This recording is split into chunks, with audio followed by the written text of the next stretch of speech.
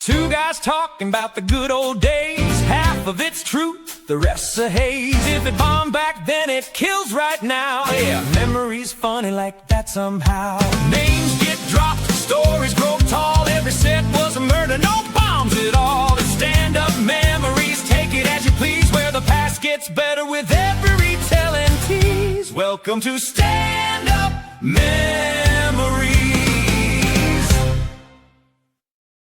Serious memories tonight. This is Stand-Up Memories. I'm Peter Bales, Jackie the Joke Why don't Man. you introduce the show? Martling. I just did, and we have a terrific guest. I have such wonderful memories. Long time ago, we have one half of the great comedy duo, Mack and Jamie. I have so many things to talk to him about. So funny, so terrific. And back in the wonderful, wonderful days of the Fort Lauderdale comic strip, which is almost dreamlike, and it really happened. It's not real. It really happened, and our guest tonight was there, and he's been a lot of places, and we're going to talk to him right now. Ladies and gentlemen, Jamie Alcroft. Let's bring it. There he is. There he is. There he is. Now, wait a minute. He's older than the last time I saw him. Hey, yeah, but when was the last time you saw Jamie? 1982, probably. No. You haven't changed a bit. Not a bit. It's been a long and winding road. You know what Peter Noon said to me? He said, Jackie, you haven't changed a bit. You've changed a lot. Great to have you. Thanks for doing the show. Peter, he still looks the same, doesn't he? Right. Yes. So, so many stand-up memories that you have, and we want you to share them. Truly. But can we start with, I first saw you guys, Mack and Jamie, and Jackie too. We just, looked at each other right before we came on and said many moons ago, the Fort Lauderdale comic strip. That's right. You have memories of that? Vivid memories. No, wait. Let me do one thing here. I know you have something very important that you want to get out there, and we get carried away, and it's a very short show. So why don't you plug what you're talking about, and then we'll move on. How short is the show? Are we over? Are we wrapping up right now? Well, listen, you've been great. I want to thank you for coming on. Man. Thanks for having me on. This is fantastic. Like 30 minutes. Okay. 30 minutes. So. Yeah, we got time. What's going on? We got time. It's real easy. When I got out of college, I went to a horse ranch in Colorado, and I apprenticed to a silversmith. And unbeknownst to me, the guy who owned the ranch was a silversmith, and he needed an apprentice. So I started making silver jewelry back in 72, 73. And Valerie Perrine, well, it's a long story, but I'll make it short. Some trappers didn't like hippies, so they burnt our house down. So the only thing we could do was go to this little place called Silverton, Colorado, and we opened a store in Silverton, Colorado. We moved the first courthouse west of the Mississippi to Silverton from Howardsville, Colorado. We moved it and reassembled it in Silverton and set up. There was a glass blower, a leathersmith, my silver work. And one day Valerie Perrine walked in and she said, I love this piece. I love this. Oh, I've got to show it to my friend Jill. I didn't think anything of it. Turns out her friend was Jill St. John, who owned a jewelry store in Aspen. So all of a sudden, I started getting commissions from Jill St. John for my jewelry up in Aspen. And here I am I'm living in a tent, okay, because our house had burnt down, living in a tent, working at 9,000 feet in Silverton, Colorado. Silverton's a little town where they have a narrow gauge train from Durango, Colorado, that goes into Silverton, drops off about 1,000 to 1,500 tourists every day, and then takes them out by 4:00 in the afternoon. And the town still to this day, I was just there a few weeks ago, still to this day has only 750 residents. Jesus. Wow. Yeah, it's crazy. So Valerie showed it to Jill. She started commissioning my work, and I went up to Aspen to meet up with a friend, Ron Moranian, the Armenian comedian. Remember him? So Ron Moranian, the Armenian comedian, was doing TV up in Aspen. Yeah. And I went up there and just hung out with him a little bit, and I met Jill, and then I met her partner, who said, gee, I got a store in Key West that's laying empty. It's on Duval Street. And I'd love for you to go down there and make your jewelry there. So I went to Key West and I lived there for 6 years in the 70s. And it was perfect. Just a bunch of hippies riding around on bicycles, going big vegetarian feasts all over the place. Mel Fisher was still looking for the Etosha gold. Jimmy Buffett was still working at Maynard's. Tennessee Williams was still picking up young men on Duval Street. So was Truman Capote. Hey.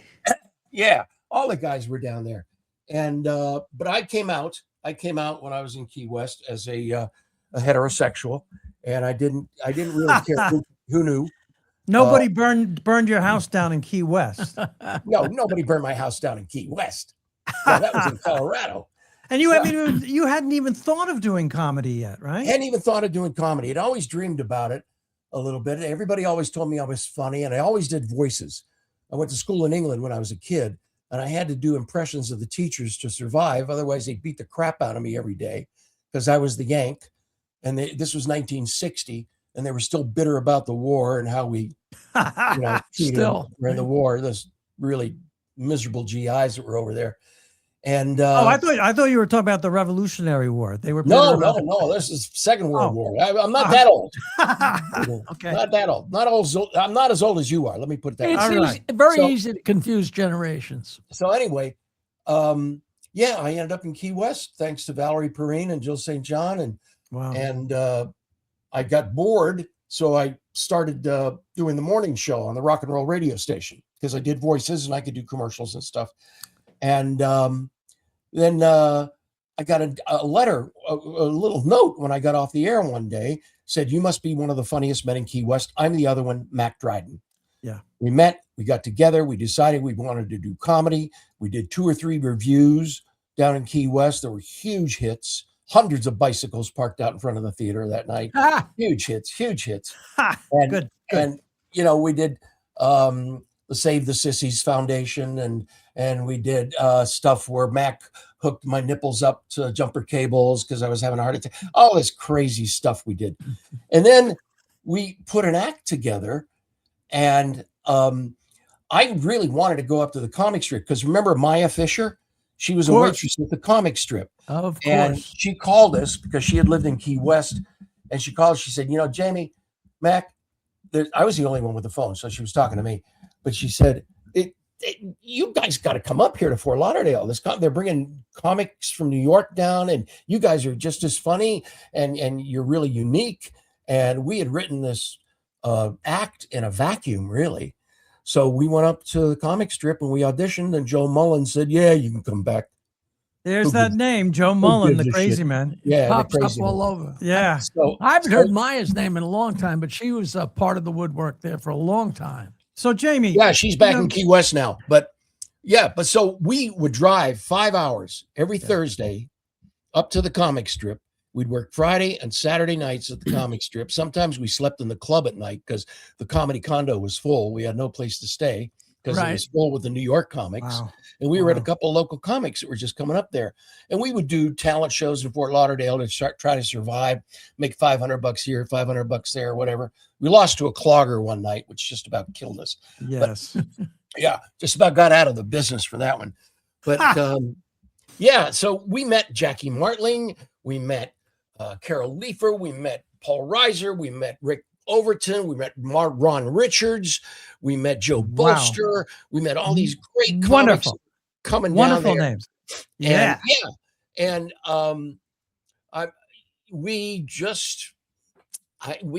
got hired to work at a club in St. Petersburg, and he was going to pay us $500 for the weekend. Turned out it was called Mother Tucker's. This club, dig it. You're comics. You're both comics. You know what it's like to work bad rooms. This room had a swimming pool in the middle of it. It was a bar with a freaking swimming pool in the middle. The only thing worse than a wedding dance floor would be a swimming pool. Yeah. No, during the winter, it freezes over and they have ice skating. But it was crazy. It was just nuts. But we were a success. And he held us over for 3 weeks. So we had some money in our pockets, and we decided, let's go to New York. We went to New York. A month and a half later, William Morris signed us. And about 6 months later, they flew us out to California to do our Tonight Show with Johnny. Whoa. Now, wait, that you went very quickly from the swimming pool to Johnny. Yeah. Yeah. Signing with William Morris. How did that, that doesn't happen to everybody. No, that was how did it happen to you? Well, you paid your dues along the way, you know. Oh, hell yes. We paid our dues. We did the East Side Comedy Club. We did the shows with, Bob. What was on Long Island, the East Side Comedy Club? Okay. Long Island. Yeah, we did a club with Bob and Rob Bartlett one night. You did a club with Rob Bartlett way back in the day? We worked You with did Rob a club with Rob Bartlett back in the day? Oh, you love Rob Bartlett, did you just say? Love him. Did you love Rob Bartlett? He's you know who our next guest is? This is Rob. This is Rob Bartlett's father. Look at this. This is Rob Bartlett's He's waiting father. out there. Oh my Mack, God, Robbo, how you doing, buddy? Put on the headphones, Rob. Put them on. How are you, my friend? He's Come had on quite over. a journey. slide over. I feel like I'm in a Spanish language lab. Rob, You get the mic. So I feel if I can just touch one person every day, I don't have to touch myself quite so frequently. Please, in Espanol. I tell you, Rob, do you remember that club we did with Bob? Fat Bob had a mustache. He passed away. God bless him. Bob Woods, of course. Yeah. And there was a fish tank between us and the audience. You remember that?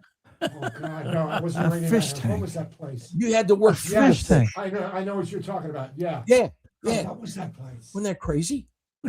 Get up right on the mic. Do we have That was really is Rob's mic on? really high class operation. Yeah, we were in those dives. Yeah. Mack and Jamie. Wow. Yeah, But I and mean- boy, that you want to flip out a club owner, you ask for 2 mics. Oh God. Oh yeah, That that's was right. always our biggest challenge. I remember seeing you Speaking guys of that, yeah, at Rob's mic is not on. Can we get it on? Yeah, you got to ask Bobby to turn it on. They don't turn his mic Come on back until the another next part of the day, show. Yeah, sorry, Rob. I'll just Yeah, sit All right, down. you keep going. I'm going to I'll go just find nod. Bobby. No, I'll just nod. Yeah. Or you gonna, You just shake his head. Just So, shake your head. but this, Jamie, this is so cool. Obviously, you were good. You don't just get William Morris and the Tonight Show that quickly unless you're good and you have a chemistry.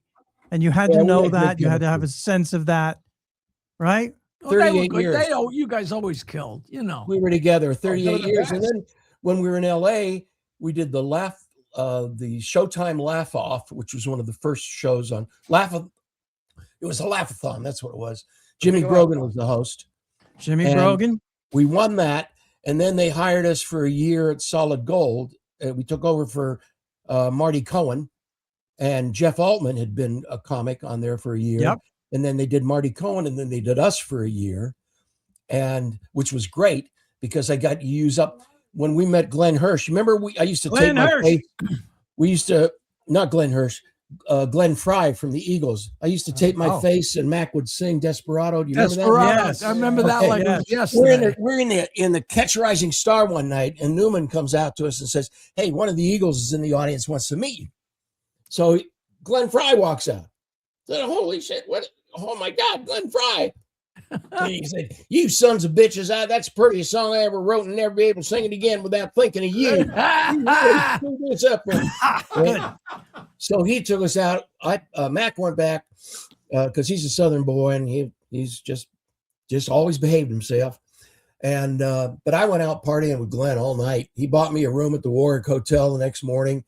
And before we were having breakfast, he said, "Listen, man, if you ever want to do Desperado on TV, you call this number." Well, 3 years later, or it was 2 years later, they hired us on Solid Gold. And they said, "You do any music that we can use?" I said, "Yeah, we can do Desperado." They said, "No, you can't. Oh, that costs us a fortune." I said, "Let me make a phone call." I called. The secretary answered. She said, "Oh, yeah, Glenn said you might be calling." Ah, that's wonderful. Nice. So That's we a nice used story. Desperado for free on television for the rest of our career. Mack and Jamie, come on, give us a moment in your career when you said, "Oh, this is great. This is the best." What comes to mind? Standing behind the gold curtain, hearing Johnny introduce us. I can imagine. Nothing like it. Nothing like Wow. it. Can't imagine. And then Peggy Fleming saw us on that Tonight Show, The Ice Skater, and she hired us to be in her ice show at Lake Tahoe for 3 months. And I thought, 3 months in Lake Tahoe. In the winter, I can ski all day, be funny at night. And that's what I did. But then when Peggy dropped out of the show after about 7 weeks, the only one who could skate her part was the one who taught it to her. So her choreographer entered the show as the star, and Mack and I were the guest stars.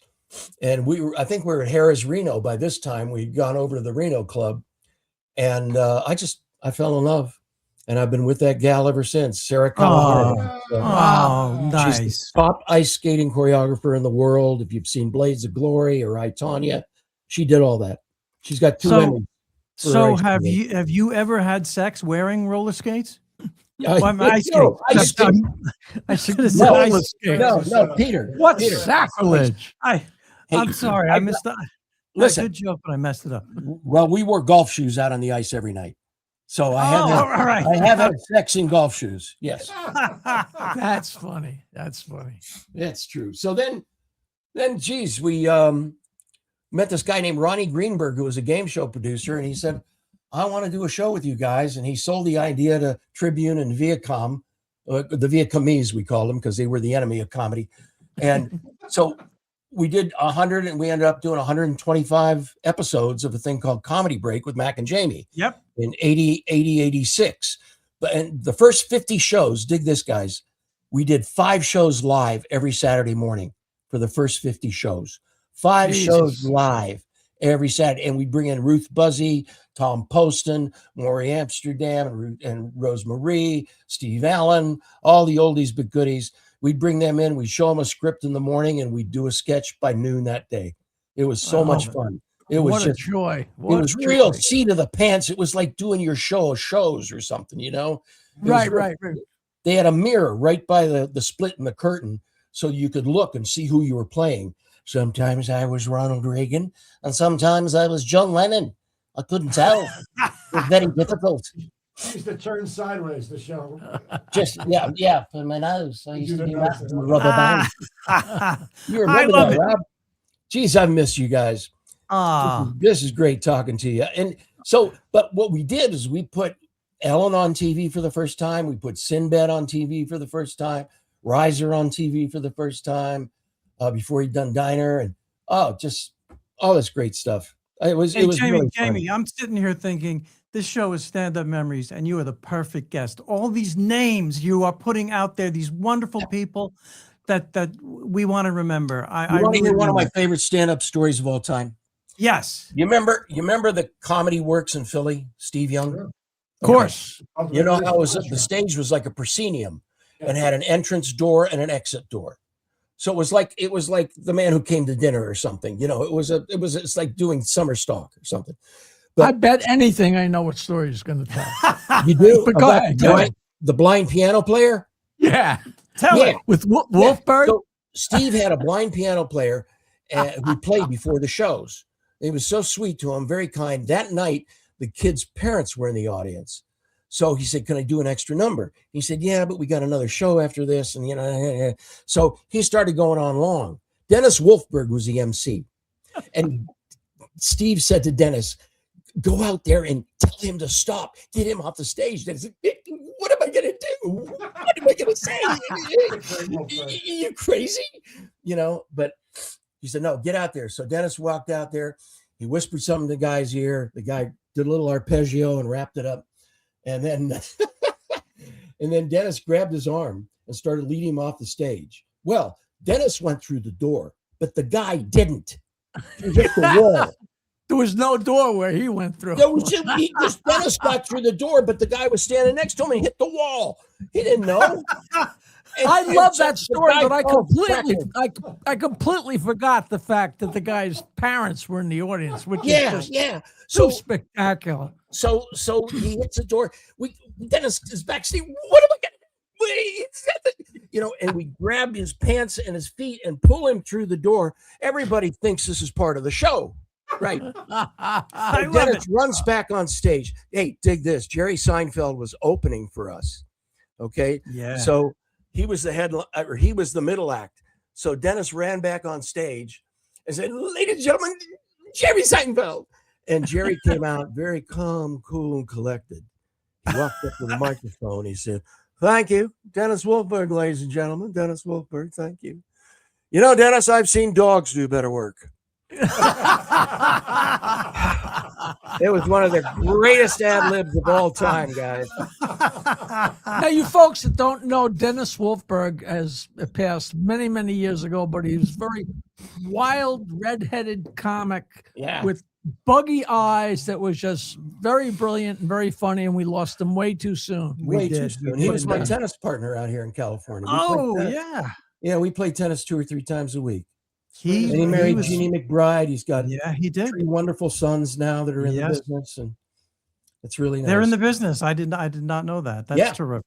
That's really, really nice. So, Jamie, let me just say to all of our viewers or listeners, first of all, Google Mack and Jamie Alcroft and these names that these people that this is history. Google them, remember them. You know, so often we have guests and they rattle off names, but he's actually rattling off names people know.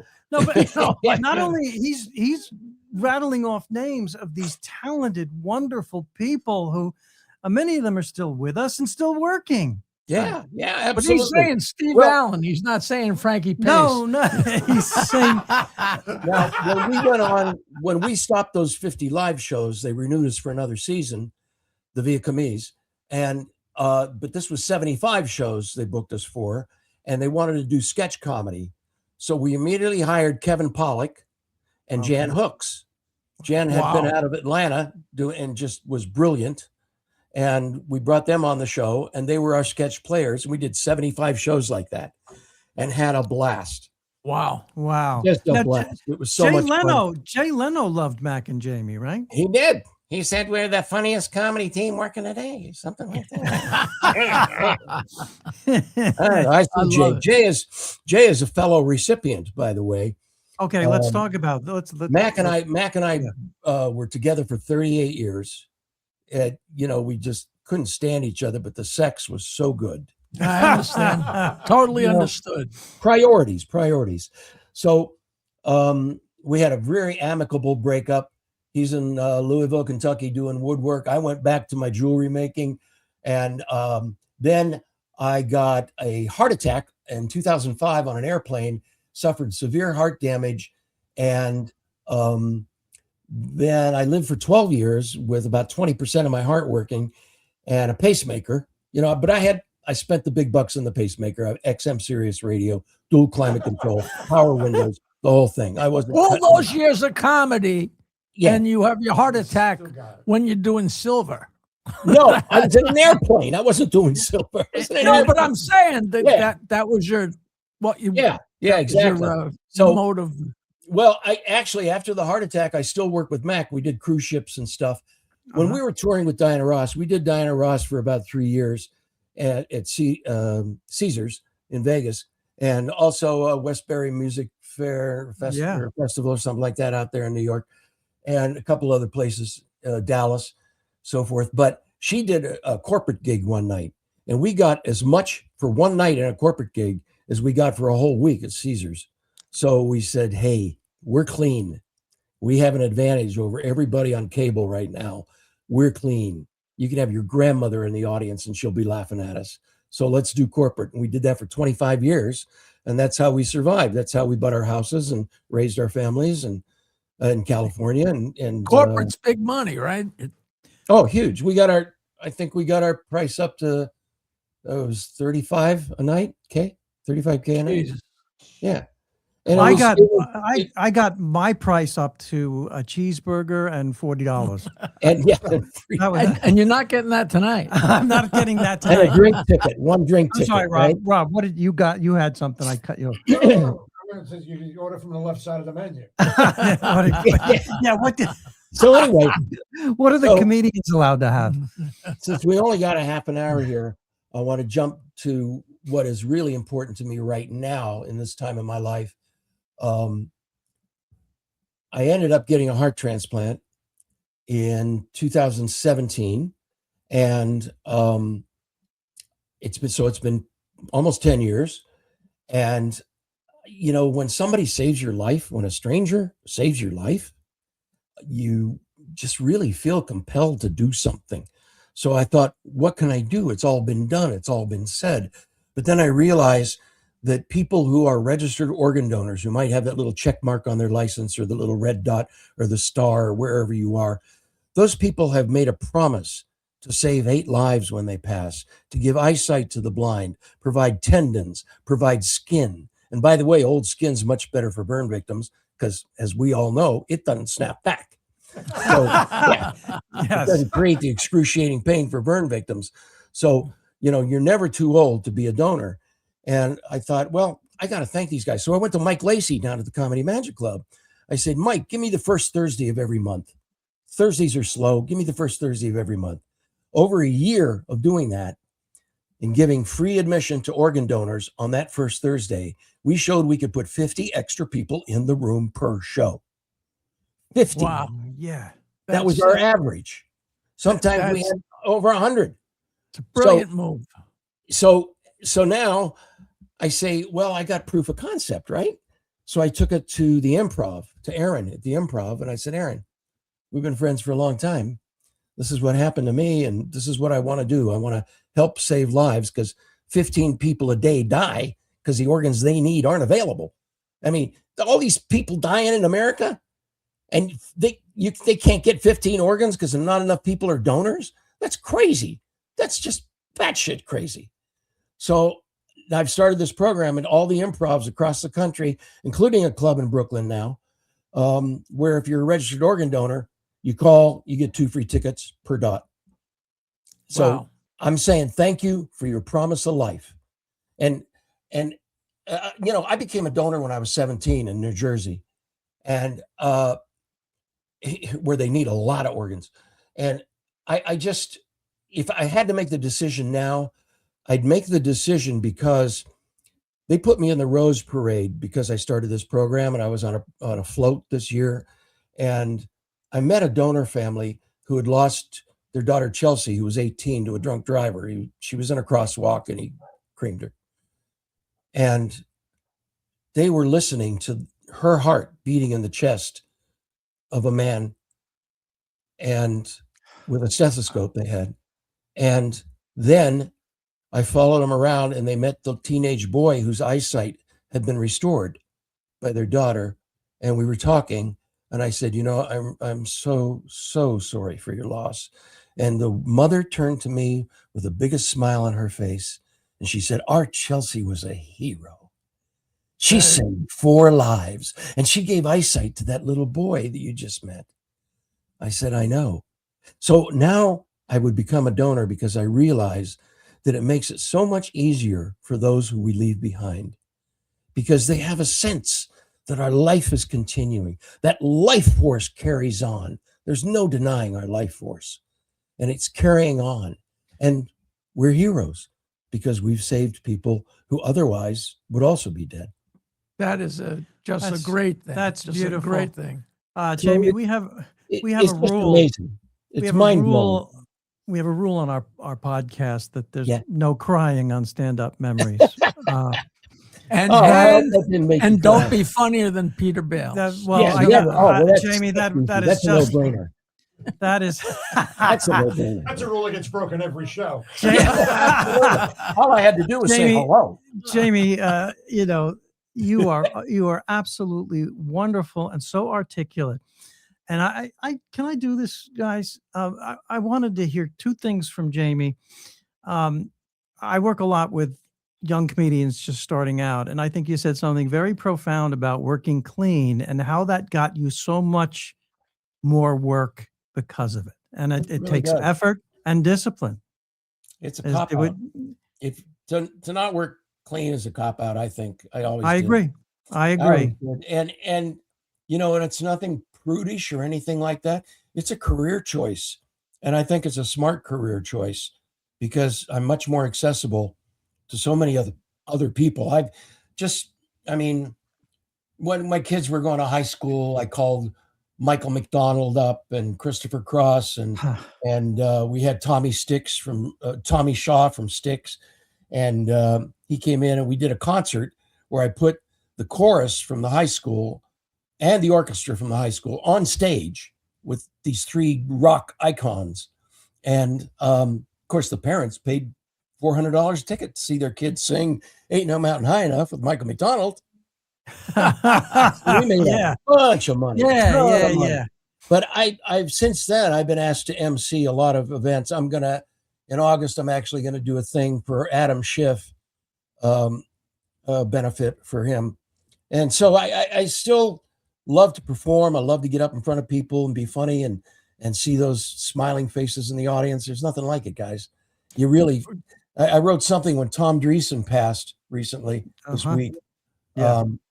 I wrote that there's a moment on stage where you almost feel immortal, and then but you just cling to it. It's just a sudden, just a jolt of lightning, and it's such an exciting thing to do for a living, and it's so rewarding in so many ways, particularly because of the other people you meet that are in the business. Absolutely. I love comedians, and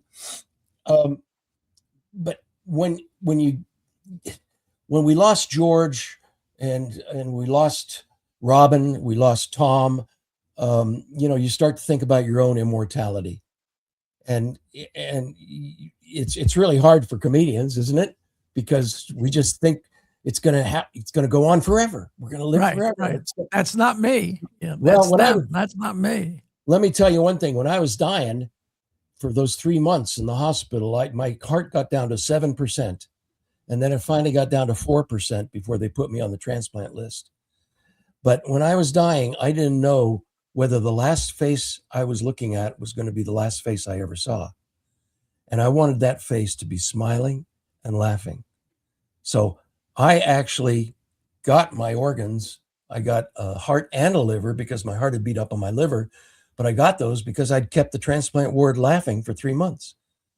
And the doctors, to my defense, they made an exception in my case for the first time ever at the hospital because of a payback, who I'd been around and what I'd been exposed to all my life. And that's where I wrote my book, The Tin Man Diaries, which the reviews say is very funny. I don't know.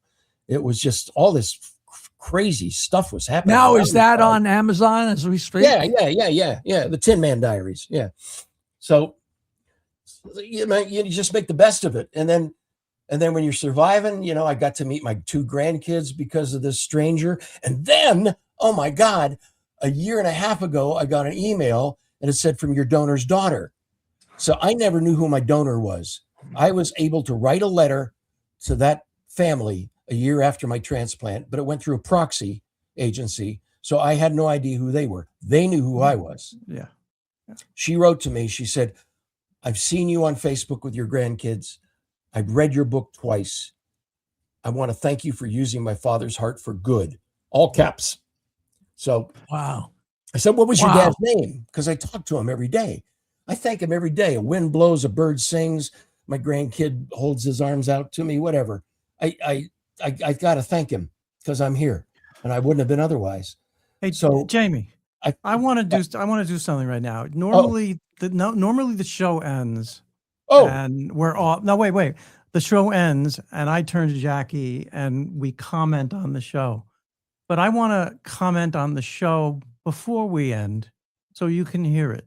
Okay. Because this is what I would say to Jackie if the show just ended. But I want to say it now. I want to say it before the show ends. Right after and what I want to say is show just ended. Wow. We caught lightning in a bottle tonight. Absolutely. This has been so, you are so wonderful. And I want to ask you something. I want you to do something for me. I work with a lot of new comedians who are just starting out and deciding, do they want this for a career? Yeah. And here you are with all this perspective, and pretend now you're talking to a new young comedian who's just starting out, wondering what's ahead. And can you tell them what's ahead? And do you want to do you have any, I know exactly. I'm not feeling any regret. What would you tell them? They're just starting out and here you are where you're at right now. What would you tell a new young comedian starting out? I would say you're going to be nervous. You're going to be scared. But know that you have a secret. You're going to walk up there on that stage and you're going to do something that nobody else in that audience is willing to do or can do. And that's your secret. That's your power. Set you power apart. Is what you have written and the truth that it speaks to you and your life and the truth that it will speak to their lives. And that is something that nobody can take away from you. And even if they don't laugh, you can work on your truth and finally get the response that you need. But that's your secret. That's your power. Take and that. No matter what, it's rewarding. No matter what. My God. No matter what. Yeah. Even when, no matter what. So anyway, that's what I would say. That's what I would say. And let me just say that I found out that my heart, I have a 57-year-old heart now and a 77-year-old body. So I'm going to have another midlife crisis and get a reverse mortgage. But anyway. Yeah. I thank him every day, like I said. And that's why I wanted to thank donors that are actually out there and still alive while they're still alive, to give them something, a reward, free comedy. But I found out that my donor gave me the heart of an outlaw. He had done time for Grand Theft Auto, home invasion, and my surgeons told me he was killed in a motorcycle accident. No. He and his partner were shot execution style by a cartel at a dope deal gone wrong. And that's so you're going to have a whole second career.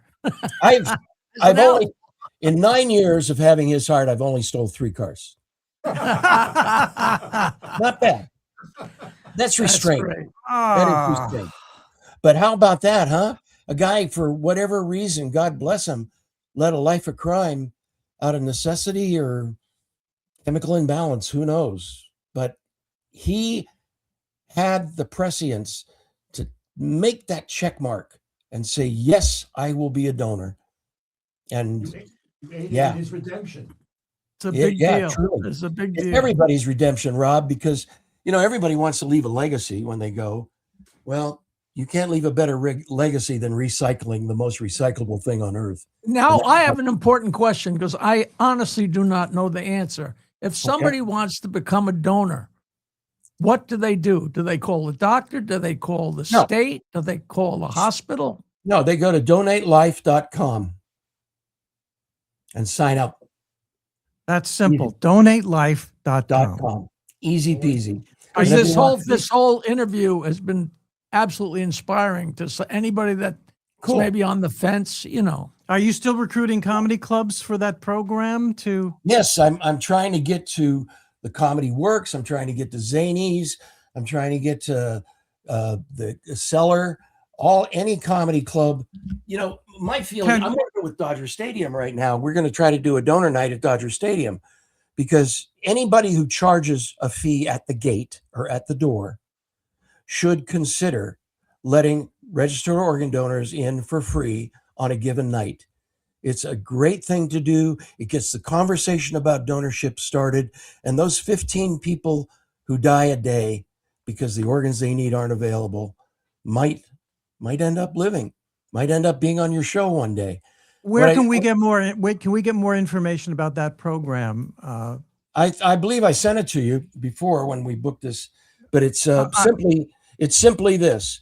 It's improv.com/donors. That's the whole program. Right. You'll get all 14 clubs across America, Denver, Chicago.